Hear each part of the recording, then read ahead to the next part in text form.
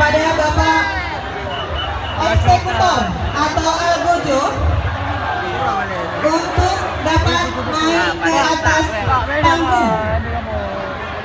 Kami mohon wartawan dibatasi seperti batas tadi, Bapak. Ada